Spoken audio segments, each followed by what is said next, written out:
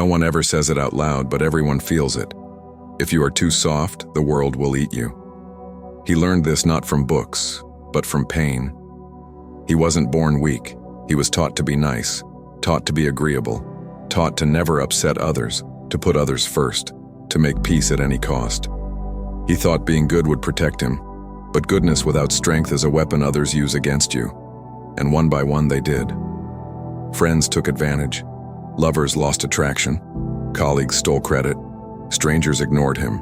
He was too afraid to say no, too eager to please, too terrified of being disliked. He thought love would earn respect.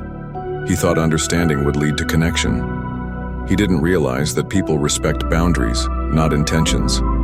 In his silence, they heard weakness. In his generosity, they saw desperation. In his forgiveness, they saw fear. People test you constantly, subtly. They push, just to see if you'll push back. If you don't, they keep pushing, until you're no longer a person, just a doormat. He tried to rationalize it. They're just having a bad day. They don't mean it. If I'm patient, they'll change. But people don't change for those they don't respect, and no one respects the weak. This truth shattered him. It tore apart the stories he told himself to survive. The truth was brutal, but it was real. And that reality was the beginning of power. Carl Jung once said, "The most terrifying thing is to accept oneself completely." But before self-acceptance comes self-reckoning. He had to look in the mirror and admit, he was not a nice guy. He was a scared one. He feared conflict. He feared rejection. He feared being alone. And that fear made him compliant, predictable, replaceable. The world didn't hate him. It just didn't notice him, because nothing about him forced anyone to. Respect isn't given for being good. It's given to those who make others feel something. Fear, awe, admiration, even discomfort. He had to stop trying to be liked. He had to become someone others couldn't ignore. Not by becoming cruel, but by becoming unshakable. And that journey, the one from weakness to presence, had just begun. His transformation wouldn't be loud. It would be silent, slow, and terrifying. But it would be real. And once it started, there was no going back. He once believed kindness was a strength, that empathy would earn him love, loyalty, and peace. He smiled when he was insulted. He stayed silent when he was lied to. He tolerated disrespect because he thought understanding would melt cruelty. But all it did was signal weakness.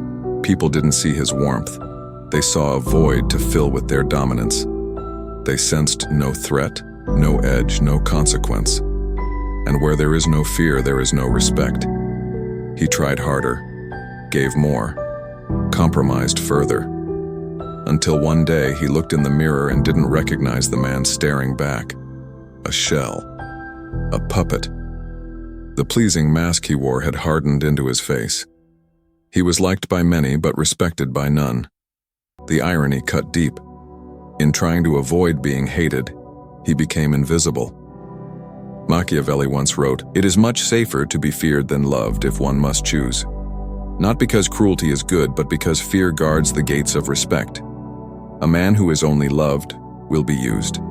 A man who is respected can love freely, without being devoured." Our man had to learn this truth the hard way. His downfall wasn't that he was kind.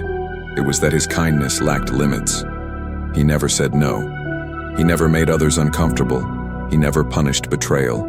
He confused being liked with being safe. But safety never comes from submission. It comes from power. Quiet, controlled, undeniable power. The kind that radiates in the silence after you say, "That's not acceptable." The kind that appears when you walk away and don't look back. The kind that makes others think twice before crossing your line. And so, one morning, after yet another night of self-disgust, he did something radical. He stopped apologizing. He stopped smiling to make others comfortable. He stopped asking for permission to take up space. He began to study not how to be loved, but how to be respected. And to his shock, the world shifted. The same people who once ignored him now listened. The same ones who mocked him now watched him. Not because he became cruel, but because he became untouchable. And in that untouchability there was peace. Cold, clear, powerful peace. People treat you exactly how you allow them to. This isn't cynicism, it's psychology. Relationships are negotiations of power, whether romantic, professional, or familial. And the harsh truth is this: if they don't fear losing you, they will never respect you. He didn't understand this at first. He believed that if he gave more time, more love, more forgiveness, people would value him more. But the opposite happened. The more he gave without demand, the less he was seen. The more available he made himself, the more invisible he became. The more loyal he was, the more they assumed he had nowhere else to go. People don't value what's always there. They value what they could lose. Carl Jung wrote that what you do not bring into consciousness appears in your life as fate. He kept blaming fate for the way others used him, until he saw the pattern wasn't fate. It was his unconscious fear of abandonment playing out over and over. Deep down, he feared that if he stood up for himself, if he drew a line, they would leave. And maybe they would. But what kind of connection survives only if you never assert yourself? That's not love. That's dependency. He began to test something radical: detachment. He started showing up without neediness. He stopped explaining himself. He let silence speak where words once begged. And the shift was immediate. Those who used to ignore his boundaries suddenly asked what he needed. Those who mocked his silence now feared it. Those who assumed he'd always be there started questioning whether he would. It wasn't a performance, it was power reclaimed. Respect doesn't come from making others comfortable. It comes from making them understand that your presence is a privilege, not a given. He no longer chased connection. He became the kind of man who others chased, not because he played games, but because he carried himself like someone who would rather walk alone than be disrespected. The irony was cruel and beautiful. The moment he stopped fearing loss was the moment people started fearing losing him. And in that shift, everything changed. People don't listen to desperation, but they always listen to silence when it's backed by strength. He no longer begged. He no longer explained. He simply decided, if you don't treat me with respect, you don't get access to me. Not out of revenge, out of dignity. He used to think silence was maturity. That turning the other cheek made him enlightened. That enduring mistreatment with a calm face was a mark of inner strength. But he was wrong. Tolerating disrespect doesn't make you evolved. It makes you complicit. People don't respond to your intentions. They respond to your standards. Every time you let someone speak to you with contempt and stay silent, you're teaching them that it's acceptable. Every time you excuse selfish behavior because you understand their trauma, you're saying, my peace is less important than your damage. And every time you betray your own needs just to keep harmony, you're training the world to believe that your voice doesn't matter. Carl Jung said that what we resist persists, not just in our minds, but in our relationships. He began noticing how his tolerance was not compassion. It was fear dressed as virtue, fear of rejection, fear of conflict, fear of being seen as too much. So he tolerated. Until one day something snapped, not in rage, but in realization. He saw a friend mock his vulnerability in a room full of people, laughing like it meant nothing. He smiled weakly, tried to laugh with them, and swallowed the sting. But that night the shame hit like a storm, not because they laughed, but because he allowed it. He realized then that every moment he accepted less than he deserved, he was writing a silent contract. You may hurt me, and I will not leave. That contract had to be broken. The next day, he didn't start a fight. He didn't scream. He simply stated a fact. That kind of joke isn't okay with me. If it happens again, I'll walk away. And he meant it. No drama. Just a boundary. The room changed. Eyes widened. Some laughed nervously. But the friend apologized. Not because he begged, but because for the first time they saw that his respect had a price, that he wasn't afraid to leave, that he had limits. And in that moment, something shifted. He didn't just earn their apology, he earned their respect. Toleration had never given him that.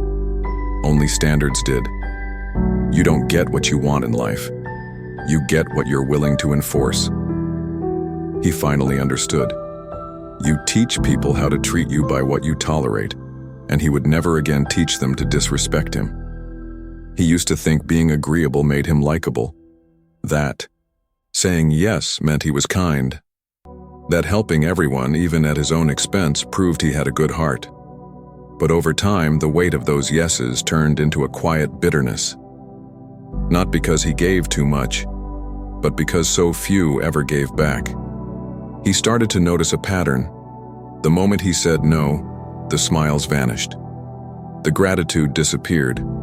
The people who once praised him for being so reliable suddenly called him difficult, selfish, or distant. And that's when it hit him. They never respected him. They used him. Carl Jung wrote about the persona, the mask we wear to survive, the social world.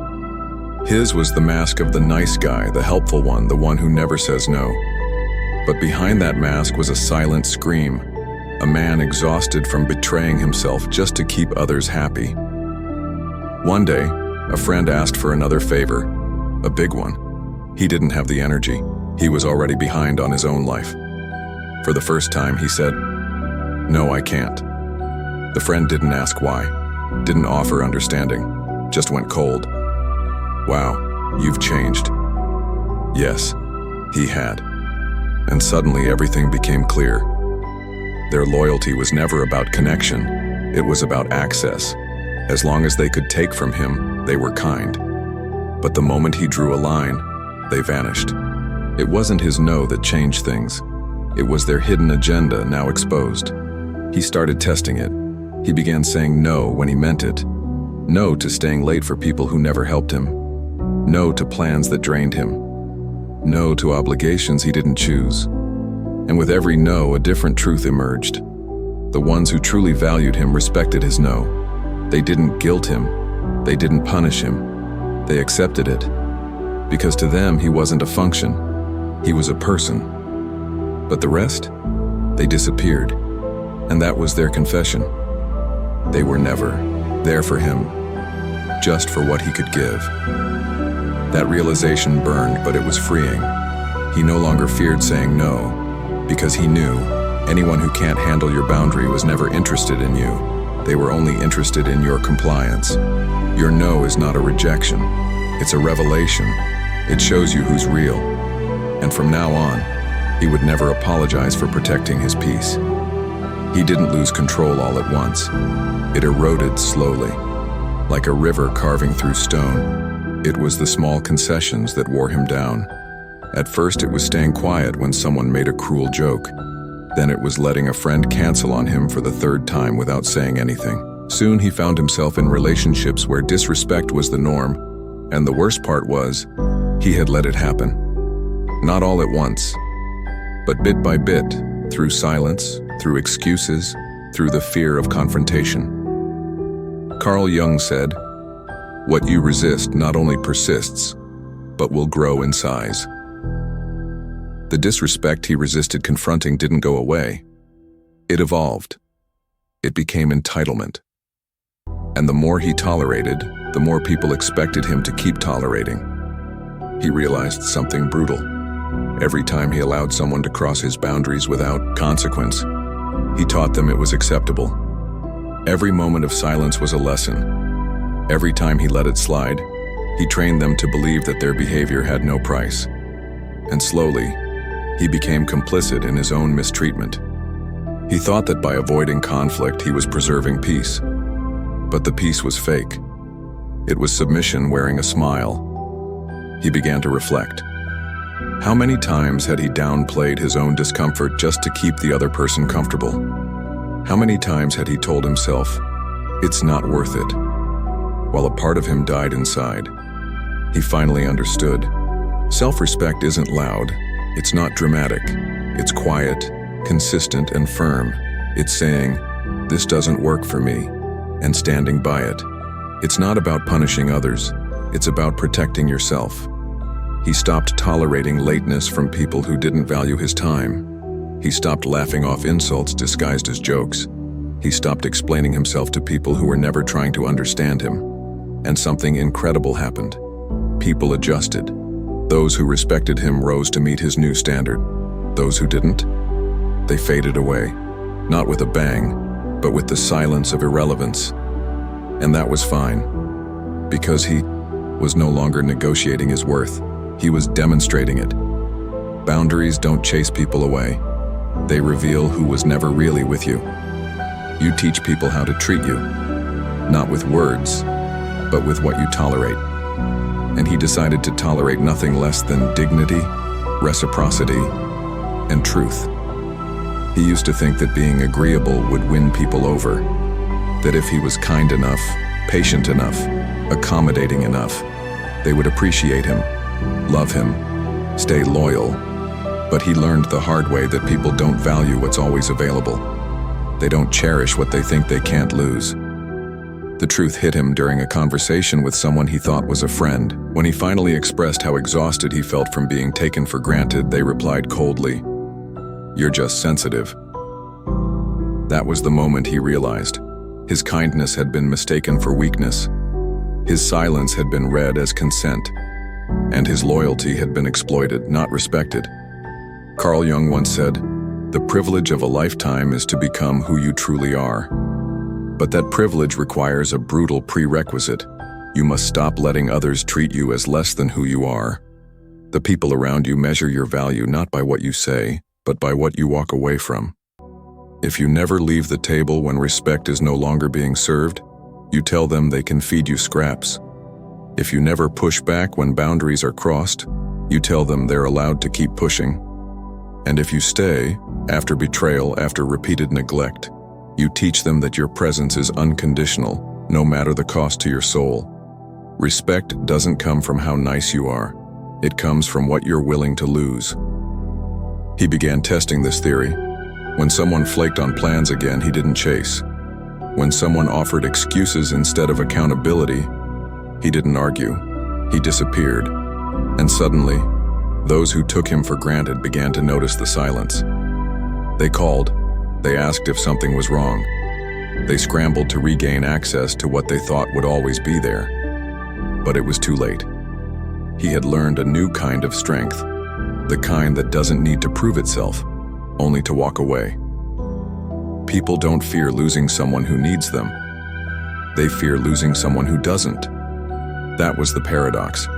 By detaching from the need to be liked, he became more respected. By risking loneliness, he found power. And by being willing to lose others, he finally found himself. When people sense they can lose you, not because you're cruel, but because you have standards, they start to treat you differently, because deep down, everyone respects what they fear losing. And he had become someone worth fearing the loss of. He didn't shout. He didn't argue. He didn't try to convince anyone of what they'd done wrong. He just stopped replying. No warning, no dramatic farewell, no final plea to be seen. And that silence, calm, cold, complete, was louder than any explosion of anger. That was the moment he realized something profound. The most powerful form of self-respect isn't confrontation, it's absence. People expect you to beg. They expect you to explain. They expect you to hold the emotional labor of the relationship even when they've broken it. But when you fall silent, not out of spite, but out of exhaustion, it creates a void that speaks for itself. That's the power of the silent cutoff. It's not revenge, it's not punishment, it's a declaration. You no longer have access to me. Most people won't see it coming because they've mistaken your tolerance for weakness. They've gotten so used to you overgiving, over-explaining, and overcompensating that they assume you'll always be there. And when you're not, they're stunned. That's when the guilt kicks in. That's when they start remembering every time you showed up, forgave them, supported them, without asking for anything in return. That's when they realize they were never entitled to you. Carl Jung spoke of the shadow, the part of the psyche that contains all we repress. The silent cutoff activates the shadow in others. Suddenly, they're forced to confront who they were when they had access to you. They remember the lies, the dismissiveness, the manipulation, and the face of the person who took it all quietly, until they didn't. And now that face is gone. No explanation, no closure, no reassurance. Just the unbearable truth that they were never as important to you as they assumed. That's what stings the most. You don't have to scream to make a point. You don't have to burn bridges to make a boundary. You just have to stop showing up. The people who valued your presence will feel your absence. And those who didn't, they never deserved you in the first place. Silence is not passive. It's not weakness. It's the loudest thing you'll ever say. Because when you go quiet, they're forced to hear themselves. And most people can't handle the sound of who they really are. The message comes late at night. A weak apology. A vague, "Hey, I've been thinking about you." Or maybe a meme. Casual, like they can stroll back into your life as if nothing happened. But something did happen, and it changed you. You're not the same person who used to wait by the phone. Not the same person who excused every red flag because you saw their potential. Not the same person who accepted crumbs and called it connection. No, now you see clearly. Now you understand that when someone finally realizes your value, it often has nothing to do with love. It's about access, control, the comfort of knowing you'd always be there. When they reach out, it's not because they've grown. It's because they've lost something they thought they could take for granted. And when you don't answer, that silence becomes a mirror. Carl Jung said, "Until you make the unconscious conscious, it will direct your life and you will call it fate." That's what your absence does. It disrupts the unconscious pattern. It forces them to sit in the discomfort they never wanted to face. And they might say all the right things, promise they've changed, offer vulnerability that should have come years ago. But the truth is, healing doesn't mean reopening every door you once closed. Sometimes healing means knowing your worth so deeply that even a nostalgic ache won't tempt you to re-enter a story you've already outgrown. The most dangerous illusion is thinking you owe someone another chance just because they finally noticed your absence. But awareness is not transformation. Regret is not redemption. And your peace is not a bargaining chip. You learn to love yourself in the quiet. You rebuilt yourself brick by brick, not needing their validation, their apology, their approval. And that version of you, the one who doesn't flinch, who doesn't fantasize, who doesn't chase closure, is the most powerful version yet. So when they come back, and they will, you'll feel nothing but clarity. Not anger, not revenge, just the calm knowing that you already grieved the relationship they're only now beginning to mourn. And as they fumble with memories trying to rewind what they broke, you'll walk forward, free, whole, untouchable. Because they didn't lose you now. They lost you the moment they believed you'd never leave. There's a quiet power in becoming everything they underestimated. Not for revenge. Not to prove a point. But because you finally stopped waiting for permission to be who you were always meant to be. At first, your strength came from survival, forcing yourself to rise when you didn't feel ready, building confidence out of nothing but tears and silence. But now, your strength is no longer a reaction. It's who you are. You no longer flinch at absence. You no longer chase the mirage of someone else's potential. You no longer trade your peace for a few stolen moments of closeness. Because you've learned the art of presence, not just with others, but with yourself. And in that presence, something remarkable happened. You stopped seeing yourself through their eyes. You stopped shrinking to fit their narrative. You stopped asking, "Why wasn't I enough?" and started asking, "Why did I believe I had to earn love by suffering?" You see now that you were never too sensitive, never too intense, never too difficult. You were just around people who were too afraid to meet you where you lived, in depth, in truth, in soul. And that realization set you free. You no longer strive to be liked. You strive to be real. You no longer bend to avoid rejection. You walk away from anything that doesn't nourish your growth. You no longer fear loneliness because solitude has become sacred. a space where your intuition speaks louder than the noise of toxic praise or empty affection. Jung said, "The privilege of a lifetime is to become who you truly are." And that's what this entire journey has been about. Not just surviving a narcissist, not just escaping manipulation, but reclaiming your story, rewriting your identity without their fingerprints all over it. The irony is, they don't recognize you now. They see the same face, maybe hear the same voice, but the energy has changed. You carry yourself with an authority that doesn't need to be loud, a grace that doesn't beg to be noticed, a clarity that cannot be gaslit. You are no longer someone who can be played, no longer someone who confuses love with rescue. You are your own protector now, your own guide, your own source. And in becoming that, you've already won. Because the greatest revenge is not anger, not success, not proving them wrong. The greatest revenge is being so healed they can no longer access you. So free, their name no longer stirs your spirit. So whole, they become just another lesson you no longer need to repeat.